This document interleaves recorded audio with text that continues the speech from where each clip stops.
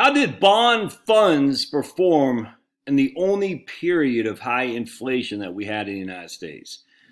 And when I say the only period, and I'm talking about more than just a couple of years. We always had inflation during wars, for sure, 1 or 2, 3 years. But from 1966 to 1982 is really the only time that we have in the U.S. of extended inflation, high inflation. So how did bond funds do? And the sad thing is we don't have a lot of data on that. Now we know individual bonds, you could get crushed or you could have done great. Depends on when you actually buy your individual bond. Very few people buy individual bonds. So we're going to look at funds. We just don't have a lot of bond funds. So I was on Bogleheads and yeah, they had a couple funds. And the longest one that I could find was the Putnam one that at least we have data on that goes back to 1955. I think for MFS or some other firm had a fund that goes back to like 1960 or something like that. But the longest one I could find was the Putnam fund. It was a good fund. So we're going to check this out and see how it did during the only high inflation we've ever had. So here's a Putnam Income Fund, and I'm looking at the Dan Coolbert's bucket spreadsheet here. It's just this guy just has it going on. And this fund was incepted in 1955, so we got lots of experience on this fund right here. But should you buy this fund? I'm not even using this as a fund you should buy. I'm just using it because it's the only fund standing that goes back that time. All right, so let's just give you a gauge of this. This is a high, in terms of it's not a junk bond fund. It's just a good old-fashioned bond fund. Let's see, holding statistics got 1,500 shares in there. They actually short a couple of shares, and that's kind of interesting. I'm not the biggest fan of that, but that's what PIMCO did to get their bond fund some juice because interest rates are so low. So I bet they weren't shorting shares a long time ago. But anyway, their top holdings are Fannie Mae. Kind of concerning there, but be it as it may. See the portfolio right here. This just so you get a gauge of what this is. This is all bonds. They turn over the bonds regularly. And that's important to know, 1,000% turnover. That means there's bonds maturing, being sold all the time. So not just sitting there waiting for bonds to mature 5, 10, 15 years from now. Let's see, the 100% in U.S. Bonds. Let's see, you can find the credit rating 55% is AAA, 11%, 12. So basically, it's not junk bond funds. I mean, a few down here, but other than that, all highly rated government and corporate bonds that they're shorting a little bit to juice the yields. How long have they been doing that? I don't know. I don't really care. This is it. This is pretty much all we got. All right, so let's check this fund. It seems like it's something else I want to say on this. I can't remember. So let's just check this out. So we're going to go to Dan's spreadsheet. What I'm going to do is I'm going to go back to 1966, and we got $100,000 invested. We're going to take 5% a year out. We're going to adjust it for inflation. And we're going to put $50,000 in the bond fund and $50,000 in the S&P 500, and we're going to see how our portfolio lasted. And what you're going to find out is we ran out of money in 1982. All right, so the S&P, and so let me just show what happened with the spreadsheet, which is what makes it great, is any year bucket one is down. Bucket two is down, and so this is our stop bucket. You pull the income from bucket one. So you can see they're both down this year in 1966. So we pulled the income from bucket one, which is the PIMCO fund. 1969, the S&P 500 was down 8.6. But also the Putnam fund was down as well, so we pulled from Putnam. And you can see how it works. So they were all down the same years. Right here, 1977, the S&P was down, and they pulled it from the Putnam fund. But anyway, long story short, any year that the S&P, the fund in bucket two, which is going to be your stock fund, is down, you're taking it from the bond fund. Should you have taken it here when it's down 18.9 versus 8.6? No. But at the end of the day, can you blame them? I mean, at the end of the day, look, we're sitting on less than $50,000 in the S&P 500, and we're sitting on $55,000 in the Putnam fund. So really, that makes sense to pull from the fund that did best.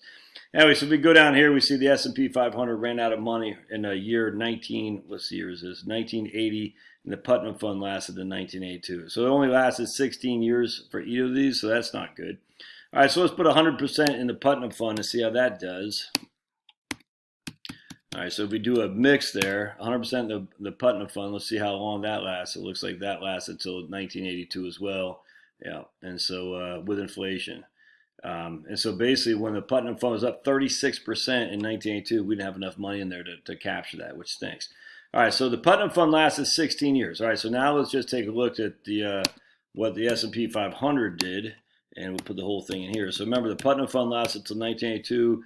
S&P 500 lasted until 1983. So during the both inflation, they both did poorly. They both lasted 16 and 17 or 17 and 18 years respectively. That's not good, man. That's not good. No other way around that. I'm trying to think what else we want to do on that. So they both got smoked by inflation. We'll try another thing here. Let's do Wellington Fund here just to give you a gauge. I don't think Wellington Fund did much better, to be honest with you. Wellington and Wellesley doesn't go long enough to see. So Wellington lasted until 1981. It looks like. Let's see here. This is the Wellington Fund. Yeah, right there, 1981. So Wellington Fund did worse. S&P 500 did 1983. Putnam Fund did 1982, and Wellington Fund was 1981. That's not good. All right, so basically the bonds, but they worked like the stocks. No other way around that. All right, let's do instead of inflation adjusted. Let's take a fixed amount instead of 5,000 adjusted for inflation. We're going to take 6,000. So we're taking more on the front end. Wellington Fund lasted to 2002. That's good to see. S&P 500. Let's see this guy. S&P 500 lasted till never ran out of money. So S&P, if you took 6,000 a year and never adjusted for inflation, you're starting out pretty high, but slowly your actual costs are going down because your inflation is eating away at that 6,000. But anyway, there it goes. So S&P 500 never ran out, and then we'll just do 0 here, and we'll do 100,000 in PIMCO. Or Putnam, Putnam, and that ran out in 2015. So both those did fine. Let's do 7,000 a year. And 7,000 a year ran out in 1988. All right, that's good. Let's do, so 7,000 ran out in 1988, $100,000 in S, which is good, 23 years, man. 1993, it lasted for the S&P 500. So, all right. And then let's just do Wellington here, just to get a gauge. All right. And Wellington ran out in 1983. So again, Wellington did the worst of all. Isn't that crazy? That's interesting. All right, so that makes me think. What if we did, just good old-fashioned 50-50, 50%, there we go, and PIMCO, Putnam, and 50% in S&P 500. See, this is the thing. We only have one experience of this, and ran out in 1987. So, didn't survive all that great, but still gave you 22 years. That's nuts. All right, what if we just do 4,000? And we'll do adjusted for inflation. The old 4% rule still ran out in 1987, as you can see right there. What if we did $100,000 in PIMCO, Putnam, cheese, Louise, a blue cheese, and ran out in 1987. And then we did 100,000 in right there, ran out in 1990. All right, so it tracked pretty well, man. They all tracked pretty well. No other way around that. And then we'll just do Wellington here. Just to get a gauge, boink. Because Wellington is a 65-35 roughly stocks to bonds, and that ran out of money in 1985. So basically, Wellington did the worst of all these. That's interesting. I'm surprised by that. Anyway, so there's our experience.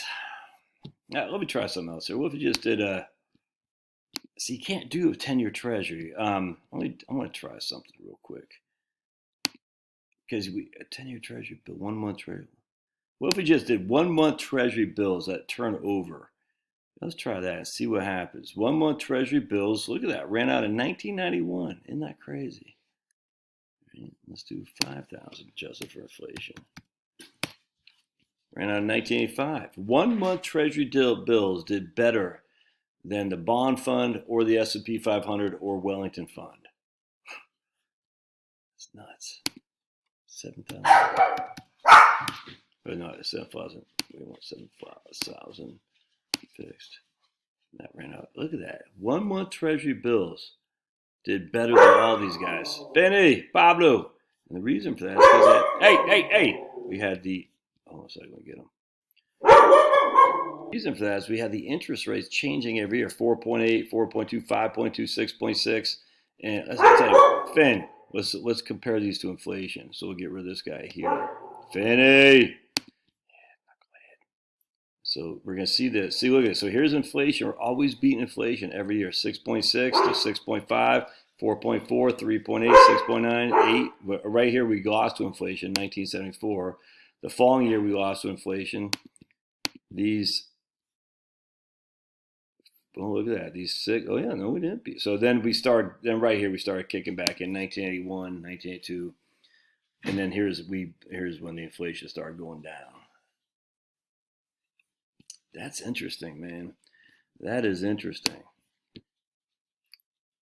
So all you out there saying, cash is burning a hole in my pocket. I get it, man. But if you're worried about inflation, to turn these bonds over on a regular basis and short-term stuff, it makes sense.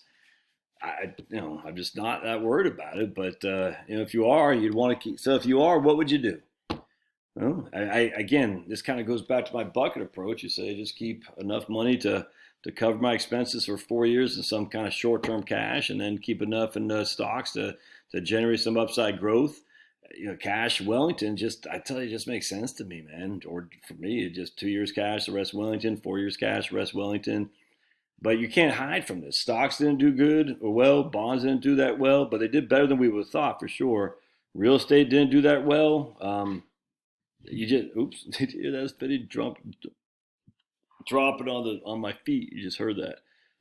Inflation's a doozy. No other way around that. Of course, the best way to deal with inflation is start growing your own food, start generating your own electricity. That's for sure. All right, love your thoughts. We'll see you